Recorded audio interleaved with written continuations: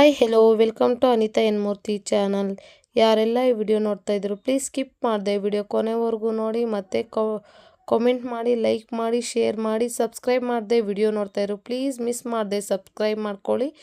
ನೋಡಿ, ಇವತ್ತು chicken curry ಅಥವಾ ಚಿಕನ್ ಗ್ರೇವಿ ಯಾವ ಥರ ಮಾಡೋದು ಅಂತ ಸಿಂಪಲಾಗಿ ತೋರಿಸ್ಕೊಡ್ತಾ ಇದ್ದೀನಿ.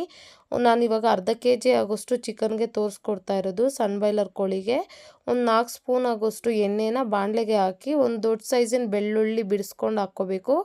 ನೆಕ್ಸ್ಟು ಸ್ವಲ್ಪ ಕರಿಬೇವು, ಕಸೂರಿ ಮೇಥಿ, ಸೋಂಪು ಹಾಕ್ಕೊಂಡು ಫ್ರೈ ಮಾಡ್ಕೋಬೇಕು.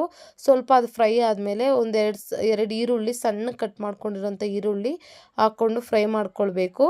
ಈರುಳ್ಳಿ ಸಾಫ್ಟ್ ಆಗೋ ಟೈಮಲ್ಲಿ ಸ್ವಲ್ಪ ಅರಿಶಿನ ಹಾಕ್ಕೊಳ್ಬೇಕು. ನೋಡಿ, ಈಗ ಒಂದು ಸ್ವಲ್ಪ ಅಂದರೆ 2 ಚಿಟಿಕೆ ಆಗೋಷ್ಟು ಅರಿಶಿನ ಹಾಕ್ಕೊಳ್ತಾ ಇದ್ದೀನಿ. ಫ್ಲೇವರ್ಗೆ ಮತ್ತು ಟೇಸ್ಟ್ಗೆ ಸೂಪರಾಗಿರುತ್ತೆ ಅರಿಶಿನ ಹಾಕೋದ್ರಿಂದ. ಹಾಕ್ಕೊಂಡು ಅರಿಶಿನದ ಹಸಿ ವಾಸನೆ ಹೋಗೋವರೆಗೂ ಸ್ವಲ್ಪ ಫ್ರೈ ಮಾಡ್ಕೊಳ್ಬೇಕು.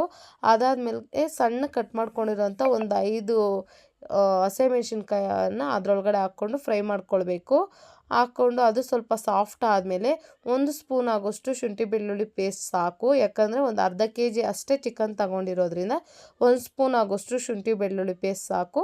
ಅದು ಹಸಿ ವಾಸನೆ ಹೋಗಬೇಕು. ಹಸಿ ವಾಸನೆ ಹೋಗೋವರೆಗೂ ಸ್ವಲ್ಪ ಫ್ರೈ ಮಾಡಿಕೊಂಡು ಒಂದು ಮೀಡಿಯಮ್ ಸೈಜಿನ ಟೊಮೆಟೊ ಸಣ್ಣ ಕಟ್ ಮಾಡ್ಕೊಂಡಿರೋಂಥದ್ದು ಹಾಕ್ಕೊಂಡು ಫ್ರೈ ಮಾಡ್ಕೊಳ್ಬೇಕು. ಅದು ಸ್ವಲ್ಪ ಸಾಫ್ಟ್ ಆದಮೇಲೆ ಕಟ್ ಮಾಡ್ಕೊಂಡು ತೊಳ್ಕೊಂಡಿರೋಂಥ ಸಣ್ಣ ಬಾಯ್ಲರ್ ಕೋಳಿ ಚಿಕನ್ ಈ ಸಣ್ಣ ಕಟ್ ಮಾಡಿಕೊಂಡು ತೊಳ್ಕೊಂಡು ಕ್ಲೀನಾಗಿ ಅದರೊಳಗಡೆ ಹಾಕ್ಕೊಳ್ಬೇಕು. ಹಾಕ್ಕೊಂಡು ನೀಟಾಗಿ ಮಿಕ್ಸ್ ಮಾಡ್ಕೊಳ್ಬೇಕು. ಯಾಕಂದರೆ ಈ ತರಕಾರಿ, ಟೊಮೊಟೊ, ಈರುಳ್ಳಿ, ಬೆಳ್ಳುಳ್ಳಿ ಫ್ಲೇವರ್ ಎಲ್ಲ ಚಿಕನ್ಗೆ ಚೆನ್ನಾಗಿ ಹಿಡಿಬೇಕಲ್ವ. ಅದರಿಂದ ನೀಟಾಗಿ ಎಲ್ಲ ಈ ಥರ ನೋಡಿಕೊಂಡು ಮಿಕ್ಸ್ ಮಾಡ್ಕೊಳ್ಳಿ. ಮಿಕ್ಸ್ ಮಾಡಿಕೊಂಡು ರುಚಿಗೆ ತಕ್ಕಷ್ಟು ಉಪ್ಪು ಹಾಕ್ಕೋಬೇಕು. ಉಪ್ಪು ಹಾಕಿದ್ಮೇಲೆ ಅದರೊಳಗೆ ಚಿಕನ್ನಲ್ಲಿರೋ ನೀರು ಬಿಡೋಕ್ಕೆ ಸ್ಟಾರ್ಟ್ ಆಗುತ್ತೆ.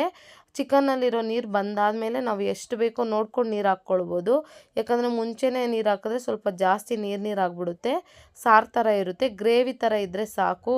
ಏನಾದರೂ ಚಪಾತಿ, ಪೂರಿ, ಪರೋಟ ಮತ್ತು ಮುದ್ದೆಗೆ ಸೂಪರ್ ಕಾಂಬಿನೇಷನ್ ಅಂತಲೇ ಹೇಳ್ಬೋದು. ನೋಡಿ, ಇಷ್ಟು ನೀರು ಬಿಟ್ಟಿದೆ. ಇಷ್ಟು ನೀರು ಬಿಟ್ಟ ಮೇಲೆ ಇದರೊಳಗಡೆ ನೀಟಾಗಿ ಒಂದೊಂದು ಸ್ವಲ್ಪ ನೀರು ಕಡಿಮೆ ಆಗಿ ಚಿಕನ್ ಬೇಯಬೇಕು.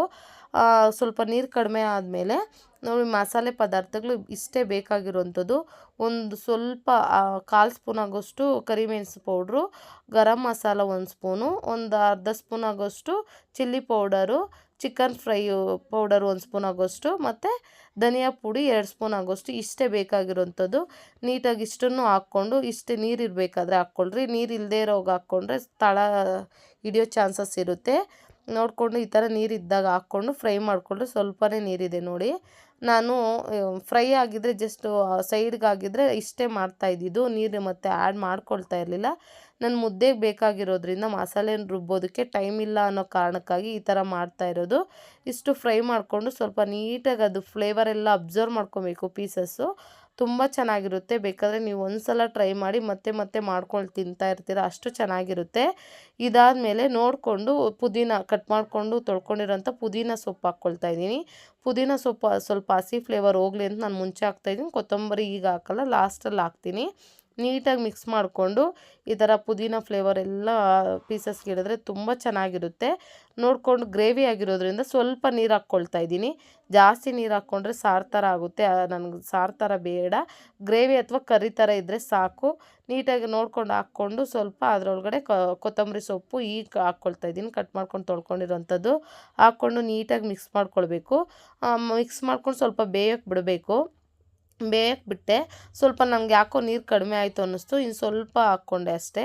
ಹಾಕ್ಕೊಂಡು ನೀಟಾಗಿ ಮಿಕ್ಸ್ ಮಾಡಿದಾಗ ನೋಡಿ, ಎಲ್ಲ ನೀರೆಲ್ಲ ಅಬ್ಸರ್ವ್ ಮಾಡ್ಕೊಂಡು ಗ್ರೇವಿ ಟೈಪ್ ಆಗಿದೆ, ಕರ್ರಿ ಥರ ಎಣ್ಣೆ ಎಲ್ಲ ಮೇಲೆ ಬಂದಿದೆ. ಇವಾಗ ರೆಡಿ ಆಗಿದೆ, ಸರ್ವ್ ಮಾಡ್ಕೊಳ್ಬೋದು. ಯಾರೆಲ್ಲ ಇವಾಗ ಕೆಲ್ಸಕ್ಕೆ ಹೋಗ್ತೀರಾ, ಮನೆಗೆ ಬಂದು ಮಸಾಲೆ ರುಬ್ಬಿ ಬೇಗ ಮಾಡೋದಕ್ಕಾಗಲ್ಲ, ಇಲ್ಲ ಯಾರಾದರೂ ಸಡನ್ನಾಗಿ ಗೆಸ್ಟ್ ಬಂದರು ಅವಾಗ ಮಾಡೋಕ್ಕಾಗಲ್ಲ ಅಂದಾಗ, ಮಸಾಲೆ ರುಬ್ಬೋಕ್ಕೆ ಟೈಮ್ ಇಲ್ಲ ಅಂದಾಗ ಈ ಥರ ಮಾಡ್ಕೊಳ್ರಿ. ಕ್ವಿಕ್ಕಾಗಿ ಆಗುತ್ತೆ, ತುಂಬ ಟೇಸ್ಟ್ ಇರುತ್ತೆ, ಚೆನ್ನಾಗಿರುತ್ತೆ. ಒಂದು ಸಲ ಟ್ರೈ ಮಾಡಿ ನೋಡಿ, ಮತ್ತೆ ಮತ್ತೆ ಇದೇ ಥರ ಮಾಡ್ಕೊಳ್ಳೋಣ ಅನ್ನೋಷ್ಟು ಚೆನ್ನಾಗಿರುತ್ತೆ. ಮಾಡಿಕೊಂಡು ಮುದ್ದೆಗೆ ಸರ್ವ್ ಮಾಡಿದ್ದೆ, ತುಂಬ ಚೆನ್ನಾಗಿತ್ತು. ಟೇಸ್ಟ್ ಮಾತ್ರ ಸೂಪರಾಗಿ ಬಂದಿತ್ತು. ನೋಡಿ, ಚಿಕನ್ ಪೀಸ್ ಮಾತ್ರ ಸೂಪರಾಗಿ ಬೆಂದಿತ್ತು. ಜಾಸ್ತಿ ಬೆಂದು ನುಣ್ಣಕ್ಕೂ ಆಗಿಲ್ಲ, ಮತ್ತು ಬೇಯದೇ ಇರೋವಂಥದ್ದು ಇಲ್ಲ. ಸೂಪರಾಗಿ ಬೆಂದಿತ್ತು. ನಾನು ಹೇಳಿರೋ ಥರ ಮಾಡ್ಕೊಳ್ರಿ, ತುಂಬ ಚೆನ್ನಾಗಿ ಒಂದು 10 ನಿಮಿಷ 15 ನಿಮಿಷದಲ್ಲೇ ರೆಡಿ ಆಗಿಬಿಡುತ್ತೆ. ಎಲ್ಲ ಕಟ್ ಮಾಡ್ಕೊಂಡು ರೆಡಿ ಮಾಡಿ ಇಟ್ಕೊಂಡ್ರೆ. ನೋಡಿ, ಈ ಥರ ಮುದ್ದೆಗೆ ಮಾಡಿದ್ದೆ, ತುಂಬ ಚೆನ್ನಾಗಿತ್ತು. ಯಾರೆಲ್ಲ ಈ ವಿಡಿಯೋ ಕೊನೆವರೆಗೂ ನೋಡಿದ್ರು thank you for watching. Thank you for supporting.